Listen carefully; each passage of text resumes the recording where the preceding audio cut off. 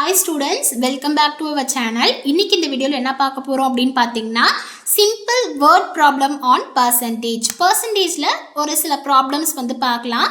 சரிங்களா? போன வீடியோல நம்ம சில problems வந்து பார்த்திருப்போம்.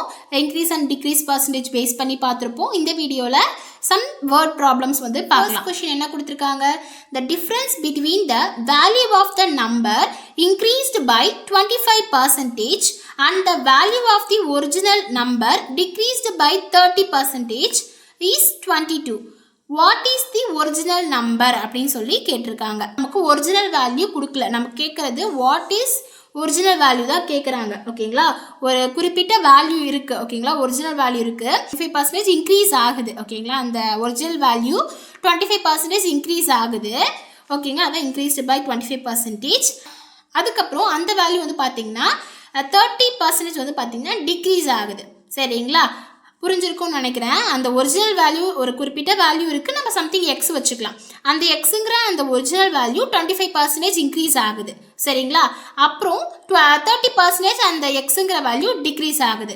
ஓகேங்களா, அந்த இன்க்ரீஸ் ஆன வேல்யூவும் டிக்ரீஸ் ஆன வேல்யூவும் டிஃப்ரென்ஸ் எடுத்தோம்னா, டிஃப்ரென்ஸ் மீன்ஸ் வாட், மைனஸ். சரிங்களா, டிஃப்ரென்ஸ்னா மைனஸ். அந்த இன்க்ரீஸ் ஆன 25%ம் டிக்ரீஸ் ஆன 35%ம் டிஃப்ரென்ஸ் பண்ண அப்படின்னா எனக்கு 22 கிடைக்குது அப்படின்னு சொல்லியிருக்காங்க.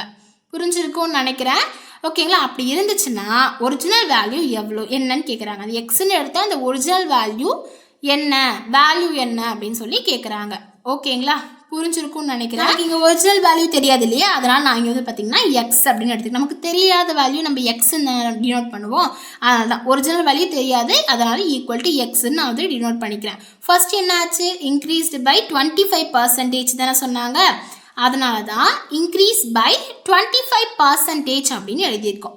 சரிங்களா, இப்போது இந்த பர்சன்டேஜ் எப்படி சொல்லுவோம், 25/100 இன்டூ எக்ஸ். சரிங்களா, இப்போது நம்ம இன்க்ரீஸ் பை 25% ஆச்சு. அந்த வேல்யூவோட இந்த ஒரிஜினல் வேல்யூவை ஆட் பண்ணுங்கள். ஏன் ஆட் பண்ணுறோம் அப்படின்னு பார்த்தீங்கன்னா இன்க்ரீஸ் இல்லையா, இன்க்ரீஸ்னால் ஆட் பண்ணுறது தான். ஓகேங்களா, அதனால தான் எக்ஸ் ப்ளஸ் 25/100 இன்டூ எக்ஸு. இதை சிம்பிளிஃபை பண்ணுங்கள். இங்கேயும் எக்ஸ் தான் இருக்குது, இங்கேயும் எக்ஸ் தான் இருக்குது. இதை சிம்பிளிஃபை பண்ணுங்கள். இப்போ 25/100 சிம்பிளிஃபை பண்ணோம்னா மேலே 2 புள்ளி தள்ளி புள்ளி வைக்கணும். அப்போ எக்ஸ் அப்படியே இருக்கட்டும். 25/100 0.25 எக்ஸ். இங்கே பாருங்கள், 1 + 0.25 எக்ஸ், 1x + 0.25 எக்ஸை சிம்பிளிஃபை பண்ணோம்னா 1.25 எக்ஸ் வந்து கிடச்சிருக்கு. சரிங்களா, நெக்ஸ்ட் என்ன சொன்னாங்க, அதுக்கப்புறம் டிக்ரீஸ் பை 30% அப்படின்னு சொன்னாங்க இல்லையா. அதே மாதிரி தான் இன்க்ரீஸ் பண்ண மாதிரி டிக்ரீஸ் பண்ணணும். ஆனால் 30%. 30%னா 30/100 இன்டூ எக்ஸ். சரிங்களா, அப்போது நமக்கு ஒரிஜினல் வேல்யூவோட இந்த டிக்ரீஸ் வேல்யூவை மைனஸ் பண்ணணும். ஓகேங்களா, இன்க்ரீஸ்னா ப்ளஸ் பண்ணணும், டிக்ரீஸ்னா மைனஸ் பண்ணணும். சரிங்களா, ஒரிஜினல் வேல்யூ எக்ஸு மைனஸ் இந்த டிக்ரீஸ் வேல்யூ வந்து பார்த்தீங்கன்னா 30/100 இன்டூ எக்ஸ். இப்போ இது சிம்பிளிஃபை பண்ணிங்க அப்படின்னா மேலே 2 புள்ளி தள்ளி புள்ளி வைக்கணும் இல்லையா. அப்போது இந்த எக்ஸை அப்படியே எடுத்துக்கோங்க. மைனஸ் இதை 0.30 எக்ஸ்ன்னு எழுதலாமா. இப்போ 1 மைனஸ் 0.30 பண்ணோம்னா 0.70 எக்ஸ் அப்படின்னு சொல்லி நமக்கு ஆன்சர் கிடச்சிருக்கு. சரிங்களா, நமக்கு புரிஞ்சிருக்கும்னு நினைக்கிறேன். இன்க்ரீஸ் ஆஃப் 25% சொன்னாங்க. நம்ம அந்த மாதிரி ஃபைண்ட் அவுட் பண்ணி நமக்கு வந்து பார்த்தீங்கன்னா 1.25 எக்ஸ் நமக்கு ஆன்சர் கிடச்சிருக்கு. டிக்ரீஸ் பை 30% சொல்லும் போது 0.70 எக்ஸ் நமக்கு ஆன்சர் கிடைச்சிருக்கு. சரிங்களா, நமக்கு கிவன் கொஷினில் கொடுத்துருந்தாங்க இல்லையா, the difference between the increase of 20% and decrease of 30%. இது ரெண்டுத்தோட டிஃப்ரென்ஸ் வந்து பார்த்தீங்கன்னா 22ன்னு கொடுத்துருந்தாங்க இல்லையா. அதை தான் அடுத்தது போட போகிறோம். இப்போ பாருங்க, difference between the two values என்ன, இன்க்ரீஸ் பண்ண வேல்யூஸும் டிக்ரீஸ் பண்ண வேல்யூ. அதான் difference between two value is 22ன்னு சொல்லியிருந்தாங்க. அதான் between the two values என்ன, இன்க்ரீஸ் பண்ண வேல்யூஸும் டிக்ரீஸ் பண்ண வேல்யூ. அதான் difference between two value is 22ன்னு சொல்லியிருந்தாங்க. அதான் இன்க்ரீஸ் என்ன சொன்னாங்க, 1.25 எக்ஸ். அதான் 1.25 எக்ஸ் மைனஸ் டிஃப்ரென்ஸ்னா மைனஸ் இல்லையா, மைனஸ் டிக்ரீஸ் பை 30% 0.70x இல்லையா, அதான் மைனஸ் 0.70x ஈக்குவல் டு 22. நமக்கு ஈவன்லேயே கொடுத்துட்டாங்க 22ன்னு சொல்லிட்டு அது போட்டிருக்கோம். இப்போ 1.25x மைனஸ் 0.70x நம்ம மைனஸ் பண்ணால் எவ்வளோ கிடைக்கும், 0.55x அப்படின்னு சொல்லி கிடைக்குது, ஈக்குவல் டு 22. எனக்கு எக்ஸோட வேல்யூ தான் வேணும், ஏன்னா எக்ஸுங்கிறது ஒரிஜினல் நம்பர் தான் வேணும். அதனால இந்த 0.55 என்ன பண்ணுறேன் அப்படின்னா இந்த பக்கம் கொண்டு வந்துடுறேன். ஓகேங்களா, மல்டிப்ளைல இருக்கிறது இந்த சைடு வந்தால் டிவைடில் ஆகிடுச்சு. அப்போ x equal to 22 divided by 0.55. இதை நான் சால்வ் பண்ண அப்படின்னா எக்ஸோட வேல்யூ நமக்கு 40 கிடச்சிருக்கு. அப்போ ஒரிஜினல் நம்பர் வேல்யூ வந்து பார்த்தீங்கன்னா 40. சரிங்களா, ஓகே. இப்போ செகண்ட் ப்ராப்ளம் பாருங்கள். If the price of book is first decreased by 25% and then increased by 20%, then the net change of the price will be அப்படின்னு கேட்டிருக்காங்க. என்ன கொடுத்துருக்காங்கன்னா இந்த கொஷினில் ஒரு புக்கோட ரேட் வந்து பார்த்தீங்கன்னா ஃபஸ்ட்டு டிக்ரீஸ் ஆகுது, 25% வந்து பார்த்தீங்கன்னா ஃபஸ்ட்டு டிக்ரீஸ் ஆகுது. டிக்ரீஸ் ஆனதுக்கப்புறம் ஒரு வேல்யூ கிடைக்கல, ஒரு சர்டன் வேல்யூ கிடைக்கும். அந்த வேல்யூவிலேருந்து 20% வந்து பார்த்தீங்கன்னா இன்க்ரீஸ் பண்ணுறாங்க. ஓகேங்களா, புரிஞ்சிருக்கும்னு நினைக்கிறேன். பண்ணாங்க அப்படின்னா then the net change in the price will be அப்படின்னு கேட்டிருக்காங்க. ஓகேங்களா, இதுக்கு என்ன மீனிங்னா இப்போது நமக்கு கடைசியாக ஒரு சேஞ்சஸ் பண்ணி நமக்கு ஒரு ஆன்சர் கிடச்சிருக்குமா, இன்க்ரீஸ் பண்ணி டிக்ரீஸ் பண்ணி நமக்கு ஒரு ஆன்சர் கிடச்சிருக்கும்.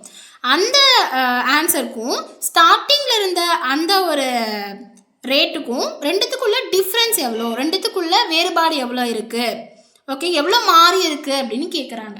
சரிங்களா, புரிஞ்சிருக்கும்னு நினைக்கிறேன். கொஷின் உங்களுக்கு அண்டர்ஸ்டாண்ட் ஆகிருக்குன்னு நினைக்கிறேன். ஓகேங்களா, அதோட வேல்யூ நாமளாக தான் அஷ்யூம் பண்ணிக்கணும். சரிங்களா, நாமளாக தான் எடுத்துக்கணும். நான் வந்து பார்த்தீங்கன்னா லெட் ஒரிஜினல் ப்ரைஸோட வேல்யூ 100 அப்படின்னு நான் எடுத்துக்கிட்டேன். சரிங்களா, நாமளாக தான் இந்த கொஷினில் எடுத்துக்கணும். சரிங்களா, ஃபஸ்ட்டு இந்த கொஷினில் என்ன சொல்லியிருந்தாங்க, ஃபஸ்ட்டு இந்த புக்கோட ப்ரைஸு ஃபஸ்ட்டு டிக்ரீஸ் தான் ஆச்சு, டிக்ரீஸ்டு பை 25% அப்படின்னு சொல்லி கொடுத்துருந்தாங்க இல்லையா. அது எப்படி எழுதலாம், first decrease 25%. Okay, 25% of out of 100 இல்லையா, இங்கே ஒரிஜினல் ப்ரைஸ் சொன்னால 100, அதனால தான் இங்கே 100 எழுது. அது எப்படி எழுதலாம், 25% ஆஃப் 100 அப்படின்னு எழுதலாமா. இது எப்படி சால்வ் பண்ணுறது, 25%னா 25/100 அப்படின்னு சொல்லுவோம். ஆஃப் அப்படிங்கிறது மல்டிப்ளிகேஷன் இன்டூ 100. இதை சால்வ் பண்ண அப்படின்னு பார்த்தீங்கன்னா எனக்கு 25 கிடச்சிருக்கு. சரிங்களா, இப்போ வந்து பார்த்தீங்கன்னா நமக்கு வந்து பார்த்தீங்கன்னா இப்போ நமக்கு ஒரு வேல்யூ வந்து கிடச்சிருக்கு. நமக்கு டிக்ரீஸ் பண்ண வேல்யூ தான் வேணும். ஓகேங்களா, நம்ம என்ன பண்ணுவோம் அப்படின்னா 100லேருந்து ஒரிஜினல் வேல்யூலேருந்து நியூ வேல்யூவை மைனஸ் பண்ணணும். அதுதான் நமக்கு டிக்ரீஸோடைய ஃபார்முலா இல்லையா. அப்போ ஒரிஜினல் வேல்யூ என்னது 100 மைனஸ் நியூ வேல்யூ எனக்கு என்ன கிடச்சிருக்கு 25 வந்து கிடச்சிருக்கு. அது 25 ஈக்குவல் டு 75. சரிங்களா, இப்போது நியூ ப்ரைஸில் எவ்வளோ நமக்கு டிக்ரீஸ் ஆகிருக்கு, 75 டிக்ரீஸ் ஆகிருக்கு அப்படின்னு சொல்லி கொடுத்துருக்காங்க. ஓகேங்களா, நமக்கு அப்போது நியூ ப்ரைஸோட டிக்ரீஸ் வேல்யூ எவ்வளோ 75. அப்போ இதுதான் வந்து பார்த்திங்கன்னா நியூ ப்ரைஸோடைய வேல்யூ. ஓகேங்களா, புரிஞ்சிருக்குன்னு நினைக்கிறேன். ஃபஸ்ட்டு நம்ம 25% டிக்ரீஸ் தான் பண்ணுறோம். சரிங்களா, ஃபஸ்ட்டு 25% டிக்ரீஸ் பண்ணுங்கள். நமக்கு கிடச்சிருக்க வேல்யூ வந்து பார்த்திங்கன்னா 75 கிடச்சிருக்கு. சரிங்களா, தென் அப்புறம் என்ன சொல்யூஷனில் கொடுத்துருந்தாங்கன்னு பாருங்கள். தென் இன்க்ரீஸ்டு பை 20%ன்னு கொடுத்தாங்க. டிக்ரீஸ் ஆன அந்த வேல்யூவில் இருந்து 20% வந்து பார்த்திங்கன்னா இன்க்ரீஸ் ஆகுது. இப்போ நமக்கு டிக்ரீஸ் ஆன அந்த வேல்யூ எவ்வளோ 75. அப்போ இந்த 75ல் இருந்து 20% இன்க்ரீஸ் ஆகுது. ஓகேங்களா, அதான் நவ் இன்க்ரீஸ் 20% ஆன் 75. ஓகேங்களா, மீனிங் என்ன 20% ஆஃப் 75 அப்படிங்கிறது. ஓகேங்களா, இப்போ இதை சால்வ் பண்ணுங்கள். 20% எப்படி எழுதுவோம், 20/100 அப்படின்னு எழுதுவோம் இன்டூ 75. இதை சிம்பிளிஃபை பண்ணனா எனக்கு 15 கிடைக்குது ஆன்சர். ஓகேங்களா, பார்த்தீங்கன்னா நமக்கு கண்டுபிடிக்கணும் இன்க்ரீஸ்க்கான நியூ ப்ரைஸ் வேல்யூ. அதுக்கு ஃபார்முலா என்னது, இதே மாதிரி டிக்ரீஸ்க்கான ஃபார்முலா மாதிரி இன்க்ரீஸ்க்கு என்ன formula, increase equal to new minus original இல்லையா. இப்போ இதில் நமக்கு என்ன தேவை, நமக்கு நியூ வேல்யூ தான் தேவை. இப்போ நியூ ப்ரைஸ் ஆஃப் டிக்ரீஸ் கண்டுபிடிச்ச மாதிரி நியூ ப்ரைஸ் ஆஃப் இன்க்ரீஸ் கண்டுபிடிக்கணும். நமக்கு இதில் நியூ வேல்யூ தானே தேவை. ஸோ அப்போ அதனால் என்ன பண்ணலான்னா new equal to increase plus original அப்படிங்கிறதலாமா. இப்போ நியூ ஈக்குவல் டு அப்படியே வச்சுக்கோங்க. இன்க்ரீஸ் எவ்வளோ இன்க்ரீஸ் ஆச்சு 15. அப்போ அந்த 15 ப்ளஸ் ஒரிஜினல் வேல்யூ எவ்வளோ 75. இது ரெண்டுத்தையும் ஆட் பண்ணால் எனக்கு என்ன கிடைக்குது? 90 கிடைக்குது. ஓகேங்களா? புரிஞ்சிருக்கும்னு நினைக்கிறேன். நம்ம இது ரெண்டுத்துலேயுமே வந்து பார்த்திங்கன்னா நியூ வேல்யூ தான் நம்ம ஃபைண்ட் அவுட் பண்ணுறோம். இப்போ வந்து பார்த்திங்கன்னா டிக்ரீஸோட நியூ வேல்யூ நமக்கு எவ்வளோ கிடச்சிருக்கு? 75 கிடச்சிருக்கு. இன்க்ரீஸோட நியூ வேல்யூ எவ்வளோ கிடச்சிருக்கு? 90 கிடச்சிருக்கு. சரிங்களா? புரிஞ்சிருச்சா? இப்போ வந்து பார்த்தீங்கன்னா given என்ன கொஷின் கொடுத்துருக்காங்கன்னு பாருங்க. if the change of price of the book is first decreased by 25% and then increased by 20%, then net change in the price will be அப்படின்னு சொல்லி கேட்டிருக்காங்க. ஓகேங்களா? அப்போ ஸ்டார்டிங்க்கும் இப்போக்கும் எவ்வளோ வந்து பார்த்தீங்கன்னா சேஞ்சஸ் நடந்திருக்கு அப்படின்னு சொல்லி கேட்குறாங்க. சரிங்களா? நமக்கு சேஞ்சஸ்க்கு ஒரு ஃபார்முலா இருக்குது. ஓகேங்களா? என்ன ஃபார்முலானா இதுதான் ஃபைண்ட் அவுட் பண்ணணும். ஃபைன் பர்சன்டேஜ் சேஞ்ச் ஃபைண்ட் பண்ணோம். பர்சன்டேஜ் சேஞ்ச்க்கு ஃபார்முலா வந்து பார்த்தீங்கன்னா அதே ஃபார்முலா தான். Change by original into 100. Change அப்படின்னா என்னென்னா ஒரிஜினல் மைனஸ் ஃபைனல்.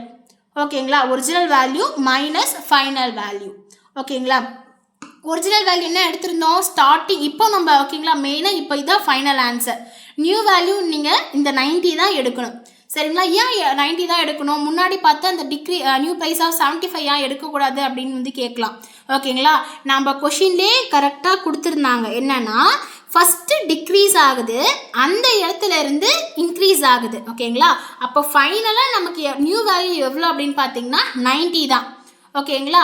நம்ம 75 எடுக்கக்கூடாது. ஃபஸ்ட்டு டிக்ரீஸ் ஆகிடுச்சு. டிக்ரீஸ் ஆனதுக்கப்புறம் அந்த நியூ வேல்யூ வந்து பார்த்தீங்கன்னா நமக்கு 75 வந்துச்சு. ஓகேங்களா? நியூ வேல்யூ நமக்கு 75 வந்தது. அந்த 75லேருந்து தான் நம்ம 20% வந்துட்டு இன்க்ரீஸ் பண்ணோம். ஓகேங்களா? இன்க்ரீஸ் பண்ணதுக்கப்புறம் நமக்கு கிடைச்ச ஃபைனல் நியூ வேல்யூ வந்து பார்த்தீங்கன்னா 90 தான். ஓகேங்களா? நமக்கு இப்போ என்ன பண்ணணும்? சேஞ்ச் கண்டுபிடிக்கணும். சேஞ்ச்க்கான formula original minus final. Original value நமக்கு கிவன்ல ஸ்டார்டிங்கு லெட் கண்டிஷனில் எடுத்தோம் இல்லையா 100, அது எழுதிக்கோங்க. லாஸ்ட்டாக கிடச்சி நமக்கு ஃபைனல் வேல்யூ எவ்வளோ? 90. அப்போது 100 மைனஸ் 90 ஈக்குவல் டு எவ்வளோ? 10. அப்போது எவ்வளோ சேஞ்சஸ் ஆயிருக்கு அப்படின்னா இப்போ இந்த 100 சேஞ்ச் வேல்யூ கண்டுபிடிச்சிட்டோமா? இதில் போய் சப்ஸ்டியூட் பண்ணுங்கள். 10 பை ஒரிஜினல் வேல்யூ 100 இன்டூ 100. ஓகேங்களா? இதை கேன்சல் பண்ணிட்டீங்கன்னா உங்களுக்கு 10 கிடச்சிருக்கு. அப்போது ஸ்டார்டிங் வேல்யூக்கும் லாஸ்ட்டாக கிடச்ச ஃபைனல் வேல்யூக்கும் நமக்கு எவ்வளோ டிஃப்ரென்ஸ் கிடச்சிருக்கு அப்படின்னா 10. ஓகேங்களா? 10% வந்துட்டு டிக்ரீஸ் ஆகிருக்கு. புரிஞ்சிருக்கும்னு நினைக்கிறேன். எப்படி டிக்ரீஸ் ஆயிருக்கு அப்படின்னு சொல்கிறோம் அப்படின்னா இங்கே டிக்ரீஸ் எதுவும் மென்ஷன் பண்ணி எப்படி டிக்ரீஸ் ஆயிருக்கு 10% அப்படின்னு சொல்கிறீங்க அப்படின்னா இந்த பாருங்கள் original value minus final value எப்பயுமே ஒரிஜினல் கிரேட்டர் தென் ஃபைனல். இப்போ வந்து பார்த்தீங்கன்னா ஃபைனலை விட ஒரிஜினல் வந்துட்டு பார்த்தீங்கன்னா கம்மியாக இருந்துச்சு அப்படின்னா அந்த வேல்யூ வந்து பார்த்தீங்கன்னா இன்க்ரீஸ் ஆயிருக்குன்னு அர்த்தம். ப்ரைஸ் வந்துட்டு இன்க்ரீஸ் ஆகிருக்கு. அதுவே வந்து பார்த்தீங்கன்னா நமக்கு கிவனில் எப்படி கொடுத்துருக்கு? நமக்கு கிடச்சிருக்க ஆன்சர் பாருங்கள். ஒரிஜினல் இதான் ஒரிஜினல் வேல்யூ. ஃபைனல் வேல்யூ வந்து பார்த்திங்கன்னா சின்னதாக இருக்குது. ஓகேங்களா? அப்போது ஒரிஜினல் வேல்யூ தான் பெருசாக இருக்குது, ஃபைனல் வேல்யூ வந்து பார்த்திங்கன்னா சின்னதாக இருக்குது. அப்போது நமக்கு ஒரிஜினல் ப்ரைஸை ஸ்டார்டிங் ப்ரைஸோட நமக்கு கிடச்ச எண்டிங் ப்ரைஸ் வந்து பார்த்திங்கன்னா கம்மியாக தான் இருக்குது. அப்படின்னா இந்த 10% அப்படிங்கிறது வந்து பார்த்திங்கன்னா டிக்ரீஸ் தான். 10% வந்து பார்த்திங்கன்னா டிக்ரீஸ் ஆகிருக்கு. நமக்கு ஒரு பொருள் இருக்குன்னா அந்த பொருளோட விலை 10% வந்து பார்த்திங்கன்னா குறைஞ்சிருக்கு அப்படின்னு சொல்லி கொடுத்துருக்காங்க. சரிங்களா? புரிஞ்சிருக்கும்னு நினைக்கிறேன். உங்களுக்கு ஒரு ஹோம்ஒர்க் கொஷின் கொடுக்குறேன். அந்த கொஷினை ட்ரை பண்ணி பாருங்கள். என்ன ஆன்சர் வருது அப்படின்னு சொல்லிட்டு கமெண்ட் செக்ஷனில் சொல்லுங்கள். என்ன கொஷின் வருது அப்படின்னு சொல்லிட்டு நான் கொஞ்சம் உங்களுக்கு எக்ஸ்பிளைன் பண்ணிடுறேன். ஓகேங்களா? ஃபர்ஸ்ட் என்ன கொடுத்துருக்காங்கன்னு பாருங்கள். a price of the pen is increased by 10% and then decreased by 10%. Find the net percentage change அப்படின்னு சொல்லி கொடுத்துருக்காங்க. ஒரு பெண்ணோட ப்ரைஸ் வந்துட்டு பார்த்தீங்கன்னா 10% ஃபஸ்ட்டு இன்க்ரீஸ் ஆகுது. ஓகேங்களா? இன்க்ரீஸ் ஆனதுக்கப்புறம் நமக்கு சிம்பிளிஃபை பண்ணிட்டு ஒரு ஆன்சர் கிடைக்குமா? அந்த ஆன்சரில் இருந்து 10% வந்து பார்த்தீங்கன்னா டிக்ரீஸ் ஆகுது. சரிங்களா? டிக்ரீஸ் ஆச்சு அப்படி ஃபைனலுக்கும் உங்களுக்கு எவ்வளோ சேஞ்சஸ் நடந்திருக்கு அப்படிங்கிறது தான் கொஷின் கேட்டிருக்காங்க. இதுலேயும் நீங்கள் ஒரிஜினல் ப்ரைஸோட வேல்யூ நீங்கள் லெட் கண்டிஷனில் 100னே எடுத்துக்கலாம். சரிங்களா? 100னே எடுத்துக்கோங்க. என்ன ஆன்சர் வருது அப்படின்னு சொல்லிட்டு போட்டு பார்த்துட்டு கமெண்ட் செக்ஷனில் சொல்லுங்கள்.